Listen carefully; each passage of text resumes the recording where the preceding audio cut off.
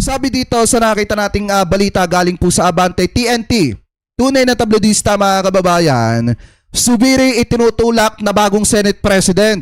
Bakit daw mga kababayan? So eto, sabi po dito, ilang araw matapos ang pag-upo ni Senator Alan Peter Cayetano bilang bagong Senate President, lumutang ang posibilidad ng panibagong pagbabago sa liderato ng Senado. Ayon sa nakalap ng Bilyonaryo News Channel, si Senator Juan Miguel Zubiri ay itinutulak ngayon bilang posibleng bagong Senate President na posible umanong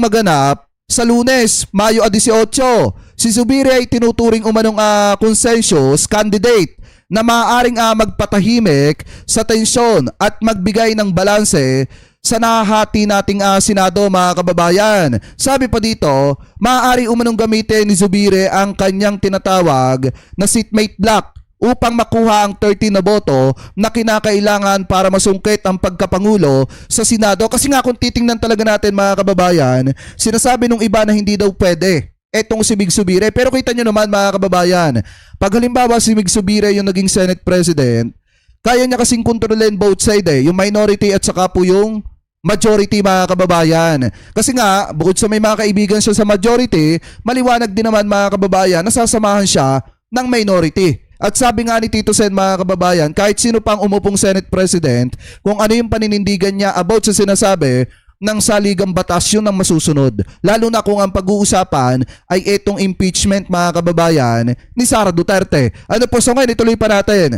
Sabi pa dito, matatanda ang una ng ibinunyag ni Cayetano ang plano umano ng bagong minority bloc na patalsikin siya bilang Senate President. Sabi daw dito mga kababayan ni Cayetano, medyo busy sila ngayon na tinatry kausapin yung mga miyembro namin na sumali ulit sa kanila, ani ni Cayetano sa isang press briefing.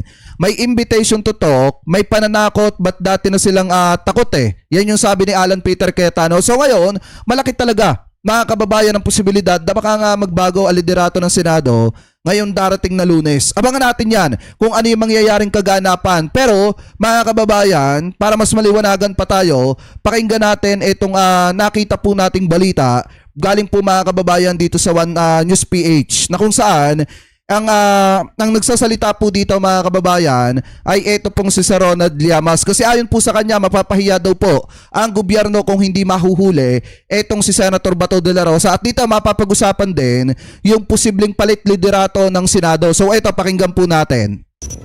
And now it's time to bring in our resident political pundit, Ronald Llamas. Ronald, good evening. Welcome back to The Big Story. I hope your lighting is fine and you're in a place where kasi tingnan nyo, pagka si Zubiri siya kasi yung posibleng peacemaker. Kaya niyang patahimikin yung minority at saka yung majority. Gadgets won't give up on you. Good evening, Ses. Good, Apulin, long time no see. Nabore ba kayo this week? Nabore ba kayo? Boring ka? Parang hindi naman. Far from it. Okay, unang-una, on Monday, magkakaroon na ba ng bagong leadership? Even Senate President Alan Peter alluded to that. Aba, hindi ko alam. No? Parang may alam ka. Paki-share mo naman ang iyong naririnig. With a 13 vote majority, alam mo naman it can change overnight. Ah! At siyempre sa Monday, overnight din 'yon. Okay. Well, missing ang isa sa 13, di ba? O, hindi na yun makakaboto. Yes, sa 12 na lang, no? Kasi after everything that happened, ikaw ba, kung nasa majority ka ba na manatili dito sa present majority? Tingin ko naman meron naman diyang iba na nahihiya. Tama. This forecast, sino yung tingin mong pwedeng or baka nagsisi or nagregret sa mga pangyayari this week? Si Loren. Akala ko naghangkay. Sadya lang pala. Si Loren Legarda, mga kababayan, ikaw ba naman tanggalin yung larawan mo doon sa school na pinanggalingan mo? Kahit sino talaga magkakaroon ng tawag dito, ng pagsisisi doon, mga kababayan. Pwede doon sa dalawa na bumaliktad. Yung dalawang bumaliktad. Sino doon, Ronald? Senator Loren Legarda, you're saying may... The Villar siblings. Pia, dalawang bilyar, di ba? Si Pia from the very start, ko naman yun, Trojan horse. Tapos si Loren, yung anak niya, nandun naman sa kabila. So, well, hindi mo naman ma-underestimate si Loren. Pwede naman niyang maglipat-lipat . Okay, pero, the Senate President may be, well, he's a person of interest. Oo nga, interesting nga siya. No, what I mean is, they may be party to an obstruction of justice case. Him and Senator Sabi na nag-comment si Loren, kasi nga butterfly siya. Kahit saan bulaklak pwede siyang dumapo. Robin Padilla. Sana wag naman dahil permanent disqualification na parusa ron eh. Ay, grabe yun. Ganung kalala. Pero do you agree, Ronald, na pwedeng mag-fall under obstruction of justice yung kanilang ginawa? Of course, hindi lang yun. Harboring a criminal, no? Tapos yung, di ba sila ang nagsabi na sila yung... Eto, pakinggan nyo yung sinasabi dito ni Sir Ronald Llamas, ha. Kasi pwede pala ma-disqualified si Senator Robin Padilla. Ano po, kapag ka napatunayan na talagang tinulungan niyo si Bato at talagang siya ang nagtatago kay Bato, mga kababayan, posibleng ma-disqualified si Senator Robin Padilla. Robin Padilla, mga kababayan. And then ang pinakamatindi pa dito, mabigat yung mga kakaharapin niyang posibleng kaso. Mag-hold kay Bato. Ang jurisdiction, di ba? Tapos biglang sinabi na, hindi, umalis na eh. At wala namang kaso dahil wala namang warrant. May warrant yung ICC. It's the force of a treaty. More than an Interpol red notice. Mas powerful yung sa kanila, yung warrant ng ICC dahil nga that was based on a treaty. Tama. And the treaty is bahagi ng ating domestic law. Now, the ombudsman has stepped in to suspend the OSAA chief, and all the Senate President could say, dapat NBI din. He really could not object also or defend the actions of the Senate Sergeant at Arms. Of course, paano mo didepensahan yung Sergeant at Arms na nagpapaputok sa mga law enforcers? At the very least, dapat kinausap niya. No? At sinabi niya, ano bang atin? No? Nagpaputok ka kagad, bawal yon. Hindi ka naman police enforcer eh. Tama. Ikalawa, may rules ang pagpapaputok ng mga warning shot. Even that, may rules yan eh. Hindi ka pwede magpaputok ng warning shot sa isang enclosed area, etc. Kaya maraming nilabag si Mau eh. But on the side of At saka ang pinakamatindi pa doon, mga kababayan, di ba, pakinig nyo doon sa raw video ni John Consulta, mga kababayan, na sinasabi nung isang taga-NBI na tumatagos daw doon sa bubong nung parang gym ba yun? Nung parang gym daw, yung bala, mga kababayan, ng pagpapaputok, nitong si Mau Aplaska. Doon pa lang talagang makikita yung malina yung ginawa ni Aplaska kasi nga talagang basta siya nag-warning shot nang hindi man lang niya kinakausap yung mga taga-NBI dahil ang purpose, kaya daw siya nag-warning shot dahil challenge niya yung mga taga-NBI na ibaba niyo yung armas niyo. Paano magbababa ng armas yun? Mga law enforcer yon. Di ba? Tagapagpatupad ng batas yun at kaya naando doon yun, nagbabantay yun.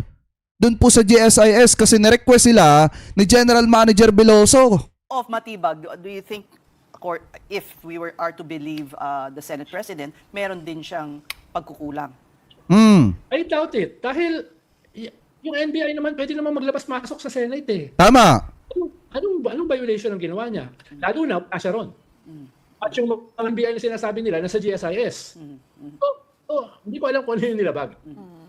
Pero Ronald, now that the details are becoming clearer, do you still think na yung shooting incident last Wednesday was staged, was a ruse, was a diversion para makatakas, quote-unquote, si Senator Bato de la Rosa from the Senate?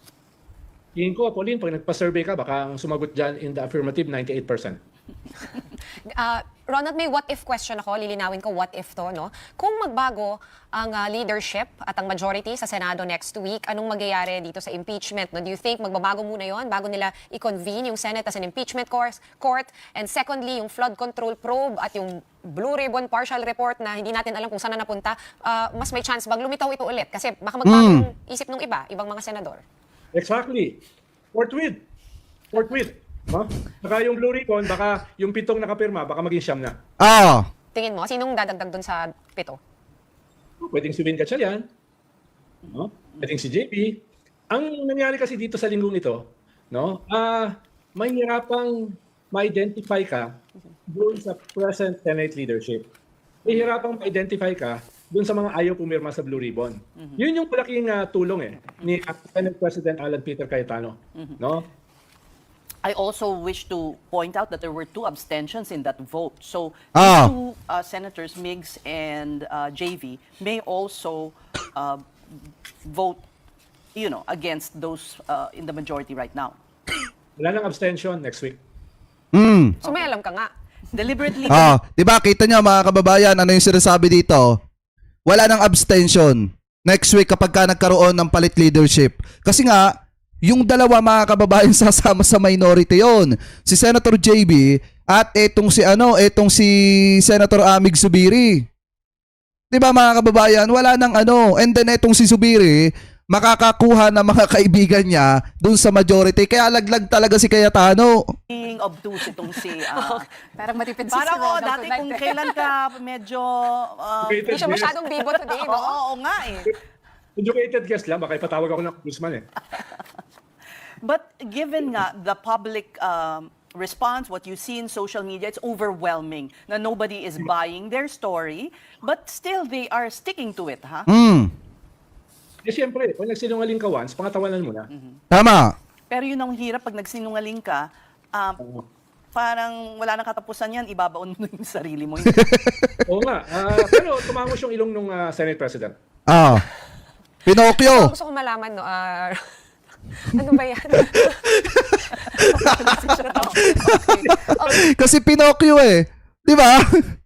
Pag humaba yung ilong ni Senate President Alan Peter Cayetano, isa lang ibig sabihin nun. Nagsisinungaling siya mga kababayan. 'Di ba? Nagiging Pinocchio siya. Eh tama yung sinabi dito ni Sir Ronald Aliamas. Magkakaroon yan mga kababayan. I think kung hindi man Monday, sa mga susunod na araw baka magkaroon ng palit liderato diyan sa Senado, pero wala nang abstain. Kasi si JB Ejercito at saka si Mig Zubiri, yan mga kababayan, sasama yun sa minority.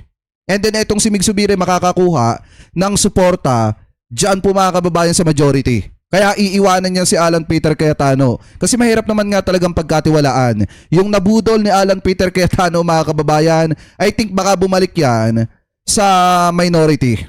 Sige. Hindi ko naman. Sige, please Kasi rescue. ano linggo eh. Gusto niyo mag-weekend ng seryoso. Hindi, I wanted to ask Sir Sila Ronald. yung mga tao eh. Sige. Go ahead, Pawi. Go ahead, Pawi. Let's talk about Senator Bato de Rosa muna. No? So, essentially, parang we don't know where he is. Again, he has gone back into hiding while there is that arrest warrant from the ICC. So, Ronald, how do you think the government should go about this? Should they actively search for him and enforce this arrest warrant given na meron pa yung order from the Supreme Court for both parties to comment?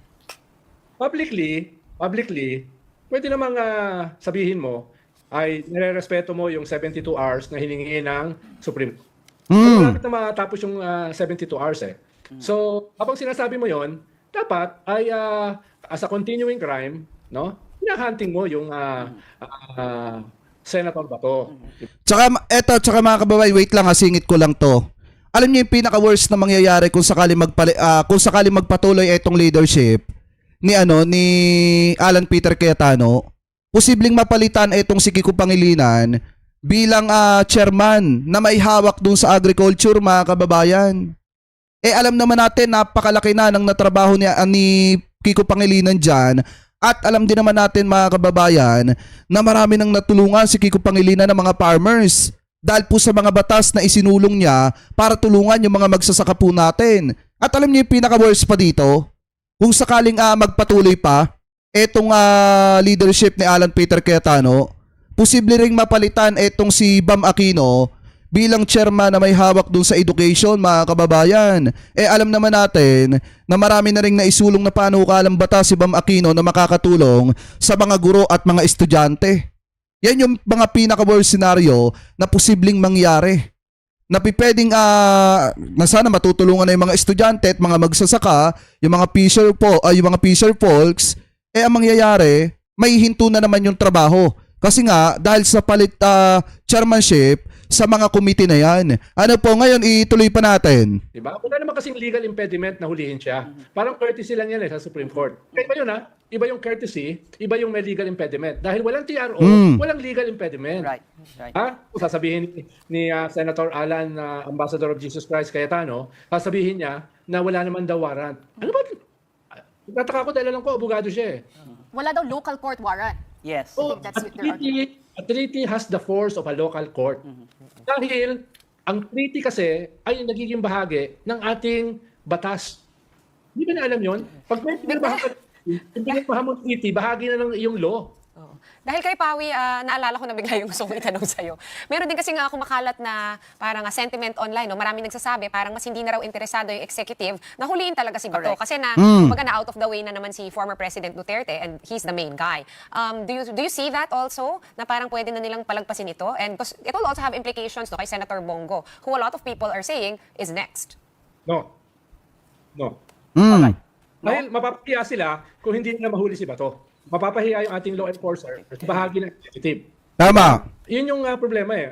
Tatamaan din yung presidente kung hindi nila nahuli si Bato. Lalo na, wala pa nang nahuhuli. Which also brings me to this question, Ronald, kasi bakit ang tagal-tagal, November pa pala ito, and the PNP took its sweet time, and there are now questions being raised against Nartates, DILG Secretary Remulla, why they took their sweet time. Baka hindi naman. No? Baka hinahunting si Bato dahil alam nila may international warrant na siya. Ah. Pero hindi nila pinapublicize. Nagtago kasi si Bato, lumabas siyang international warrant November 6. Yeah. Nagtago siya November 7. Diba doon siya nawala, doon siya naging absentee senator. Yes. So, by that time, hinahabol na siya, hinahunting na siya. Well, this has been raised by Senator Trillanes na kaya NBI ang mas parang inaasahan niya dahil nga alam mo yung kapwa PMA may mga ganyang duda ang iba Tama. na hindi talaga sila pursigido. I'm not too sure. No? I'm not too sure. Hindi kasi ako PMA eh. Bakit masyadong matipid sa salita ngayon si political pundit Ronald Llamas? I'm sure you're... Yes, natuto ko kay Senator Alan Peter. More talk, more mistake. And I'm sure you're ready to enjoy your weekend. Thank you so much. Your insights are always appreciated nevertheless. O ayan, kita nyo mga kababayan ha, abang-abangan natin bukas, Sunday na. Linggo na bukas at sa Lunes marami ang pwedeng mangyari. Naandyan dyan yung magkukonvene etong Senado bilang impeachment court sa impeachment ni Sara Duterte. Naandyan dyan yung posibleng Senate ko ulit. Ano po, yung bagong palit liderato ng Senado. Alam nyo, maraming posibleng mangyari. At hindi natin alam kung sa Monday ba, sisipot ba si Robin Padilla, kung magpapakita ba siya publicly, mga kababayan. Kasi maraming posibleng mangyari sa Monday. Ano po, sana sumipot, lumabas, etong si Senator Robin Padilla at tanungin niya ang katanungan ng taong bayan kung bakit niya tinulungan makatakas etong si Senator Bato de la Rosa. At ang pinakamatindi pa dito, mga kababayan, na pinakamatindi mangyayari dyan ay yung impeachment ni Sara Duterte na wag dapat natin palalampasin dahil nakasalalay dito yung usapin ng pananagutan sa pagnanakaw ng pera ng taong bayan. Ano po, itong kinakaharap ni Sara Duterte impeachment, mangyayari na po yan mga kababayan sa Monday kasi magkukonvene itong Senado bilang impeachment court. Ano po, laban po dito kay Sara Duterte. Ano po, do sa usapin ng impeachment nitong si Sara. So kayo, mga kababayan, kung kayo po ang tatanungin, ano po masasabi ninyo sa posibleng palit liderato ng Senado, mga kababayan, ng Senado ulit, mga kababayan, diyan po sa Monday? Kasi maliwanag naman, sinabi ni Sir Ronald Llamas na wala na daw po, mga kababayang abstain. Ibig sabihin, si JB at saka si Mig Subiri, malaking posibilidad na sumama po yan sa kasalukuyang minority. Ano po, na pagdating ng Monday, magiging majority na. Kasi nga mga kababayan, makakakuha yan ng sapat na boto. Ano po, so kayo, ano po ang comment at opinion nyo? Hingil po dyan, comment below na lamang po kung ano po masasabi nyo. Hingil po dito.